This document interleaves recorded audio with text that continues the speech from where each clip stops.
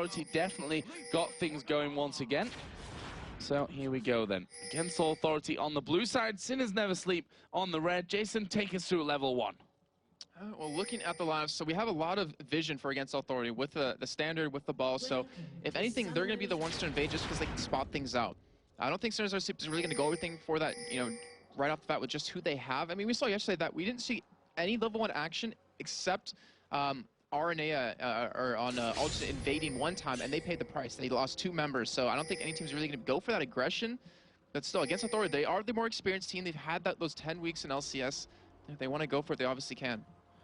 This goes back to what we talked about a lot yesterday in terms of best of 5, all on the line here. We're talking about careers for this one, and as such, you probably won't expect too much to go down at the start of the game in terms of invasions. And it looks like we are going to be seeing Sinners Never Sleep with their dual lane on this bottom side against Authority going for the same. And just to note, No and Zarmani didn't switch around, so it will be No playing the Misfortune. Okay, and he's also running that 4% lifesteal, which, we saw on Cretan where he didn't use lifesteal crits until the last 3 games, the games they won, because it helps you so much in lane. And Thresh has so much burst, and he has, some pretty good harass as well, so he's going to need the extra sustain. And it's going to be really hard for Sinners Never Sleep to really harass him out of lane, considering he has a Sona as well. So here we go then. See the jungle camp spawning in, and as you'd probably expect, the Golem's going to be going over here to Virtual. That bottom lane just helping out there to share that experience. The walls are done by Thresh and Caitlyn. Sinners Never Sleep going to be starting off here with Nasus on that red buff. So I'm looking at how this game's going to start off, and I would really expect that Virtual's going to camp out, nuke duck in the mid lane. They want to get Cassin out of the game, and the pre-6 point is the opportunity to do it. Shlaya, he has decent attack range, obviously way more than nuke duck has, and has the stacking passive, which can do quite a bit of damage. So I think that's definitely going to be the lane for them to gank, if not that top lane. They want to make it so Zora Zero can't become that immovable object late game that just is so hard to deal with. There we see a level 2 Misfortune. Double up comes straight out on towards Tabs. And that's what No was looking for. Maybe seeing some Nunu from him later, who knows. That's what he was looking for as he got that early experience boost coming in. So, not sure really what to expect out of Against Authority, With this whole lineup change coming in, they're not going to be as steady as they were towards, week 10 when they had Dude in the lineup for a couple of weeks. But that could also work to their advantage, as we've talked about, with the fact that Sinners Never Sleep have not really been able to research exactly what's going on. The one thing that really worries me, though, is that we've seen No play not amazing, really not comfortable when Cross was on the team, but then we saw him play the complete opposite of that, just extremely well when Dude was there. But that just shows that he's heavily impacted by the support he has, and we'll see the relation that he has with Zarmani here. So you can see that No doing a great job there of lapping up that CS, all level in the bottom lane. Actually, Nuke's doing a really decent job at this point to stay level with that Orianna. Of course, as a melee champion, definitely not easy to keep up in that one, especially against someone like Orianna, whose auto attacks can really start to sting.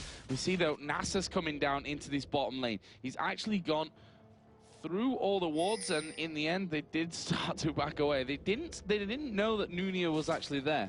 Yeah, they didn't, and they're not even, well, they don't have any wards to put down to really stop that anyways if he wants to go back to that side. But, pointing out the Nasus, it leads me to believe that Nonu's going to go for that typical Bloodthirster last Whisper build, just go for a castrating carry. They're going to go Lantern gank here. We haven't seen that in such a long time, I have to say, but it's so effective. Yeah, and look at that. Against Authority, reading that situation perfectly. They pushed the lane completely out, back straight off and picked up the Golems, and that will actually keep them safe from that Nasus. This is actually a strategy that most people talk about or complain about in terms of being on the blue side, as we do see the gank unfortunately failing. Well, not failing too bad, because Rosero did blow that flash, but being on the blue side, you have the opportunity to push your lane out, especially with the Sona, and then go do double Golems, come back to lane, because you're not going to miss on too much CS. You're going to get a nice level advantage, a nice gold advantage over your opponent, and that really can help you out in the lane.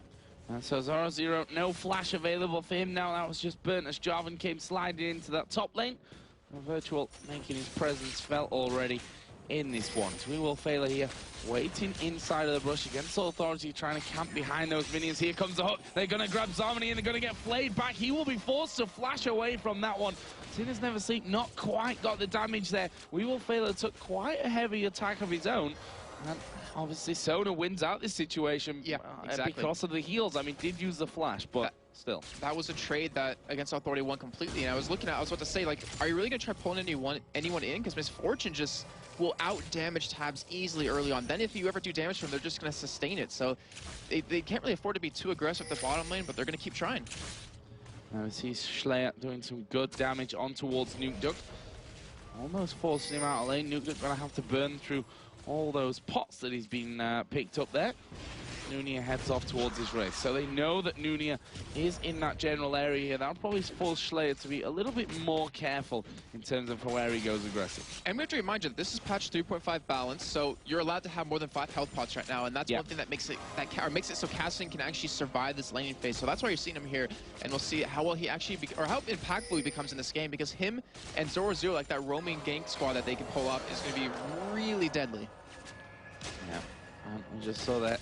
Thresh using that lantern to collect all the souls. The AD carries right now 5 CS difference between them with Tabs in the bonus of that one. And there is the unstoppable force, and there is the shockwave being used. He actually didn't pull them in there at the end. He was already dead by the end of it, and there is the power. And the funny thing about that is that they didn't even use teleport. He just walked down from that top lane and nailed him. Yep, I mean, he hit level 6, but actually him and Cass are both level 6. You're not going to escape that as an Orianna ever. I mean, you get silenced, you're not going to flash, or you get knocked up, and that's exactly what Sinners Never Sleep needs to keep doing, and that's what we're saying 0-0 on Malphite. Like, you cannot let him have that after we saw him yesterday, and after we see him now, how just deadly he is.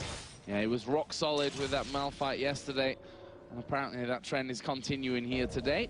First Blood, of course, went in for Kassadin as well, who was doing so well to stay up in farm. I mean, should an Orianna ever even let that happen? I mean, should a Kassadin be level with Orianna at this stage on farm? No. I would say an Orianna should have at least a third of a CS advantage over the opponent when it's a Kassadin, just because you have the range, the ability to harass. But unfortunately for him, that you see on your screen, Nukeduck does have that nice little bit of advantage. He has a tier. He almost full bought a Catalyst as well, and that's not a good sign, because the sustain he's going to have in that lane is just going to be hard for Slay to deal with. Freddy, on the other hand, though, has managed to, with that roaming from 0-0, get himself up there in the lead. Almost, well, it is a 15 CS lead that he now has in this top lane. Got a Doran's Ring in there with a Boots, Crystalline Flask, and a pot. Chalice of Harmony was picked up by 0-0 after that assist. Yeah, so he's going to have that great mana sustain in the top lane. That's going to help him out. Not to mention the mana resist against Freddy 122, who, like I said, went a Doran's Ring, so he's trying to last hit and get that mana back, but he's just trying to harass as much as possible, and even with that, it's almost for nothing, because you're seeing 0-0 just sustain it. I mean, he's popping his Crystalline Flask. He's not taking too much damage at this point, and We Will Fail is going to catch him from behind, but are they going to go in on this? Well, it looks like it. We Will Fail will be coming in. There is the hook. They managed to land it on towards Harmony. He will be flayed back there. He doesn't have a flash available as the Ignite goes down. But can they get in? Caitlyn taking a lot of damage. May go down. The barrier used. There's a box coming out. We Will Fail knocks No back, and here comes the snipe. Ace in the hole. Double kill for Caitlyn. Wow, that bait was so perfect by Taz. You talked about his Caitlyn yesterday and how great he was. He just showed it there right again. And Zarmi tried to go back in, try to get a little bit more damage. No almost was able to turn that fight. But a double kill over to a Caitlyn Thresh lane when they're not really supposed to beat you at this point in the game is not good at all. Not good at all. Unless your Sinners Never Sleep, then it's completely perfect. It looks like they didn't sleep last night. It looks like they were practicing for this game the entire time. Doing really, really well here at the start. Nukeduck just going to get in there. Has got that blue buff on, as does Schleyer, who may wander up to that top side. No, he's quite happy to just farm those wraiths away. But look at this. We see Nasus hit level 6, and this is what pretty much every Nasus has been doing at this stage, is hit 6, get straight to the dragon and get it done. They took a play right out of Diamond's playbook right there. That's perfect play. I mean, they got a double kill bottom. Why not go for dragon? And they just got a nice, huge gold lead in terms of that. And I mean, they're losing CS in the top lane. You know, Nukeduck, he's having a harder time now in the middle lane in terms of CS, but he's still not necessarily losing too bad. And then, of course, Taz in the bottom lane has like a 20 CS advantage. So this is looking very, very good for Sinners Never Sleep. Yeah, Schleyer, now that he's got that blue buff and got the Chalice in there, he can afford to, spam that ball a lot more than he has been doing at those early levels, which means that Nukeduck will start to fall a little bit behind in that one, but it's all about pretty much damage limitation at that point, getting as much as he can and getting that roam off. And the problem that happens is that every time Nukeduck goes in, like if he gets his own blue buff, he can just silence him, force pulls, back away every time, and he can dodge the ball pretty easily. So he has this ability to free harass Schleyer, which you see, I mean, he had to go back and heal. He even picked up Murtra just to get a little bit of more magic resist and some health pots. Like, you're seeing that Nukeduck is winning this lane out quite heavily. And if you look at the AD carries, there's a difference there of more than 20 CS. A double kill as well, definitely going to be helping out. 2.8 to 4,000 gold at this stage. And that is a huge, huge difference here that Against All Authority are going to struggle to bring back. Yeah, so Against All Authority lost any sort of advantage they had in terms of the bottom lane early on. However, they do have aAa, so they have at level 6, they have that bullet time crescendo combo, not to mention they have the double domes to keep taking over and over again. But we'll see how that ends up going. I believe Tabs is level 8, if I'm not mistaken, to the level 7 Nona, so they have that advantage at this point. Oh, look at this. Zoro Zero's coming to the middle lane. Orianna's not going to ward down. There goes the silence. There's the unstoppable force. The shockwave was used. The flash away from Slayer. But Nuke Rift walks in, picks up the kill. Nunu was there for backup as well. And another perfectly executed push on the middle lane. Perfectly executed and without teleport used. I mean, yeah. that's not Slayer messing up. For anyone to do, has to ward that. Like, he has to give them that vision of him ever leaving his lane, or he's going to keep doing that over and over again. And when Orianna is like the crucial member of your team we saw back when they played Gambit, you need Slayer to get farmed. You need him to get some kills. You need him to get to that point where he can really hurt the enemy team, and he's not able to do that. They're doing such a great job of shutting him down. What Zoro Zero did, that was so amazing from him. He was told, I'm sure, that ward had gone down there in the river brush, and he came through the jungle the whole way around the back of Orianna. And obviously nothing was said there by Freddy about that Malphite not being in lane. Orianna caught too far up, and that brings Kassadin to 2-0-0. Catalyst finish now. Blasting one picked up, and of course that tier from earlier. That's a scary Kassadin already. Just hearing a Kassadin have 2 kills 11 minutes in is enough to make me shake in my pants, because he roams so well. Like, he can create so many kill opportunities, not to mention the bottom lane where you have a squishy Sony, you have a squishy Misfortune, even at least in the top lane. Like, he has any lane he can gank right now, and he just does so much damage. He's going to have that run of Aegis done really soon, and he's going to be extremely tanky. He's going to have the mana to Rift Walk around and really start to roam very soon. Yep, and we saw Jarvan there coming down into the bottom lane for Against All Authority. Virtual, though, was on top of a ward, and they're not going to fall for that one. Ward was spotted being put down there in the top side of the brush, so Sinners Never Sleep wanting to keep full vision of that one. And now they try to defend their turret here. They will be able to clear out quickly as Virtual going to get hit. The bullet time actually coming in there, and not really scratching the surface at this point. Yeah, so you're seeing Against All Authority, they're trying to go for like 3-man pushes because they know they're behind in terms of how the game's going so far. So they need to create opportunities somewhere, and the bottom lane was it right there for him. And Joe, I'm a little bit surprised by Virtual. He hasn't really created any opportunities for his team. Like, we know him as being a jungler who can really get some ganks up early on, but you saw Nuke, he wasn't really even punished in the beginning of the game, in that pre-6 point.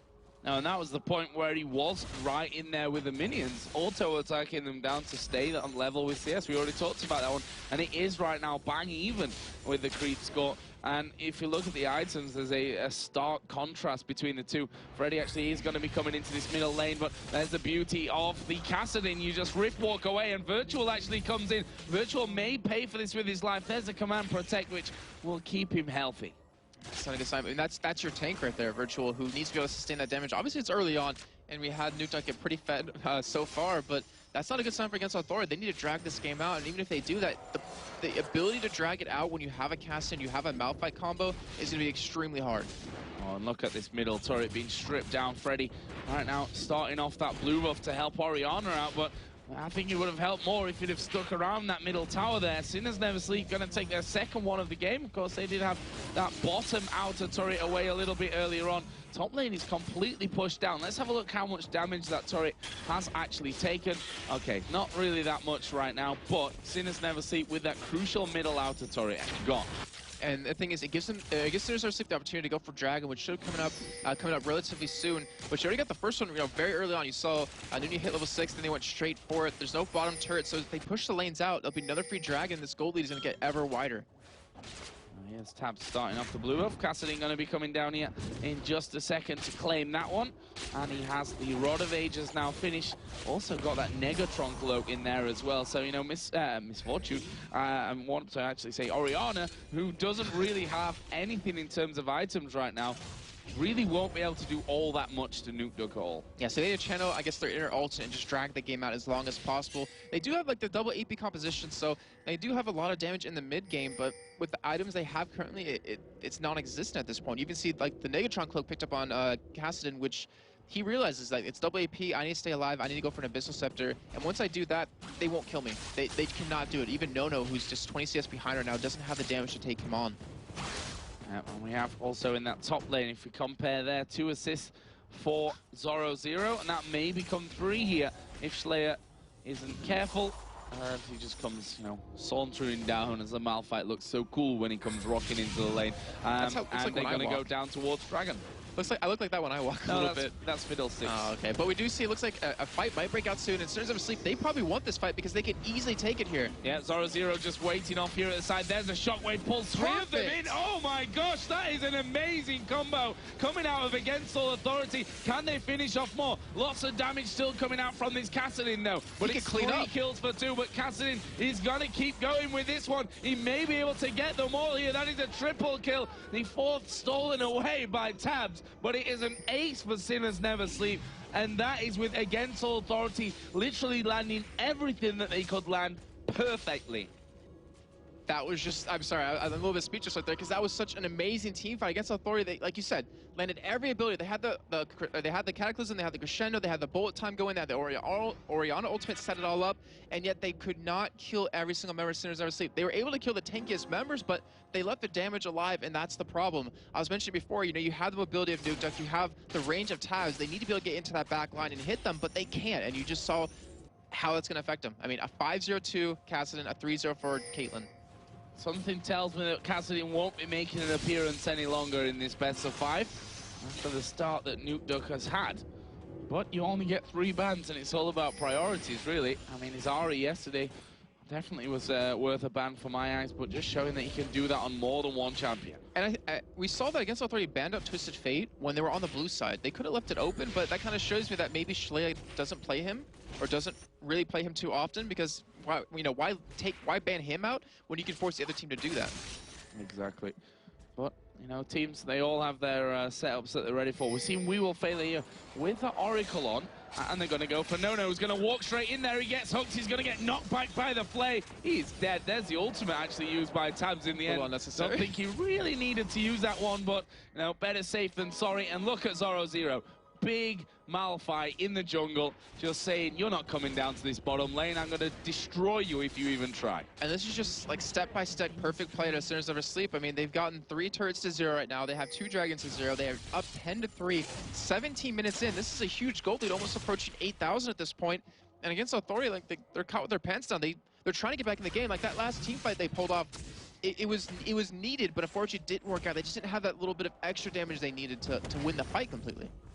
Yeah, and as I said, bad side if everything works as intended. I mean, they got everything there. The Java knockup hit everyone. The Shockwave got 3 of them in there. I mean, if you can't pull that one off, it's not a good sign going forward. But, you know, they've got to stall this game out, get themselves as farmed as they possibly can, try and pick off a few kills here and there, but we can already see that Sinners Never Sleep have started to get those wards down in the Against All Authority jungle. We can't forget, though, Against Authority, they've had 10 weeks of practice against the best teams in Europe. Like, if anyone's going to come back in this game, they have the opportunity to do it here. They just need to drag the game out. Don't underestimate, easy for me to say, them at all.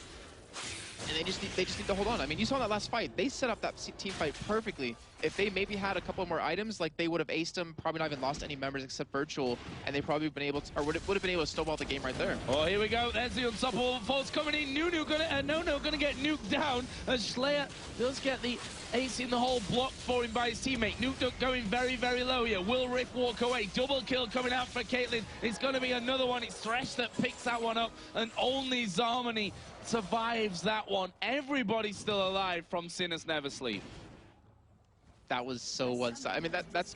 Well, actually, we have a disconnect out of Nono. I'm not sure if that was on purpose or not, or if that was like a bug, but they got caught out. I mean, they just blatantly got caught out in the mid lane right there, and Sinners Never Sleep took advantage of it. Now they're going to take a Baron at 19 minutes, and they're looking unstoppable. They have a 10,000 gold lead. Wow, and Against All Authority are obviously down a lot right now in terms of, you know, their mental state, because Nono has left the game, and there's no pause, which tells me he's not had a disconnect. He's left the game. I'm hearing from announcers that he actually said GG and quit the game. Wow. And then reconnected. But now he's back. I think that's a case of his teammates saying, you know, we're fighting for our damn careers here, man. Get back into the game. This is crazy, crazy stuff. Sinners never sleep. You know, they're up anyway. But honestly, this is even more important. The fact that Against Authority are obviously so down. We talked about Nono and how him and Corralius never got on, that they always were fighting in a team. And that is a horrible sign for Against Authority here. We're not even through yet with game one. I mean, yes, it's been bad for them, but if it's really that bad, then surrender the game. Don't leave it like that. You kind of just showed the weakness in your team as well, like showing that you're really frustrated, you're really pissed off, and Sinners of Sleep can take advantage of that whenever they want. But it looks like Against Authority is just gonna stick together now. I mean, it's a nice plan for them, but the problem is there's 0-0 at Ultimate. If they stick together too close, he's gonna take advantage of that, and they're gonna collapse on you. Exactly. That's what Sinners Never Sleep want. They want them to stick together. I mean, 0-0 lands in there with that unstoppable force. You get Thresh diving straight in, the box goes down, and everything is going to get popped out from that one. As we are seeing Sinners Never Sleep here pushing down this middle lane. Let's see if they can get in there. There's the bullet time used by Nono to clear out that minion wave, but Sinners Never Sleep keep on going through, and Nuke Duck is waiting off here at the side to get in there and cause some trouble. That bullet time is the only thing that was stopping Sinners Never Sleep from pushing his turret down. They're going to have to give this one up because they cannot defend it, especially against a Baron Sinners Never Sleep. You already have Cassie, who's extremely thin at this point. They have a 13,000 gold lead almost. I mean, Against Authority, they have to let their outer turrets go. They just have to defend these inhibitor turrets somehow. Like, I'm looking at it, I don't even know if they have the damage to do it. That's the problem. Yeah, I'm not sure that they do either, as we are going to see Sinners Never Sleep just brute force their way in here. There's the unstoppable force. It hits two of them, and they are going to go in towards Virtual. The shockwave comes down, does absolutely nothing. There's the ace in the hole onto Schleyer. He will just about survive it, but it's already one kill. Schleyer will have to back off, and Sinners Never Sleep are going to push through here for more kills. Freddy lands a cocoon where you can only cocoon one man, and that's the trouble. They need it to cocoon all 5 men. It needs to be a massive cocoon, and they just don't have that at their disposal at this point. Sinners Never Sleep going to take the first inhibitor. If only Elise could evolve for abilities right there, that would have been perfect. So the Void Spikes, spreading out, you have the cocoon going everywhere, but still in the meantime, Nono's pushing the top lane, and I mean, okay, I'll be just blunt and honest. I mean, this isn't even him just like, oh, I'm gonna split push, guys, try to hold on to it. It's just him being frustrated. Yeah, this is frustrated. Yeah, no. I wish I could say it was a smart play in split push. I mean, in the end, it's working right now, but they lost an inhibitor, and it's not working out for him. And if you look at the player cameras in the bottom left there from Against Authority, Nono is going crazy right now. He is not happy about this situation, and you can see why. They are being destroyed. That's the word that I'm going to use for this, because it is really a one-sided domination coming out of Sinners Never Sleep, and I tell you what, they'll be lapping this action up right now. And what really worries me is that you pointed out Nono is just screaming. Well, first of all, it's the first time we've never seen him smile. We've never seen him angry. But the entire, or well, at least the 3 members we can see on his team, they aren't talking back. Like, they aren't saying anything. They're just, it seems like they're shutting down in terms of how this game's going. They're like, oh, we lost this one. They're getting down on themselves. They need to just take a second and, talk it over and kind of work it out. Like, they cannot let games like this go. I mean, that wasn't even close. That was just so one-sided. Yeah, and we saw Nono leaving the game there. The surrender comes in, and we will see game number 1 going to Sinners Never Sleep here in this best of 5. They immediately leave the stage. They're going to have a chat about this one, and there is Against Authority, and you can see the frustration in the team. There's not a lot of talk coming out aside from Nono. See Schleyer head in hands right now, and well, you can totally understand it. That game was not theirs. It went completely against them in pretty much every single aspect.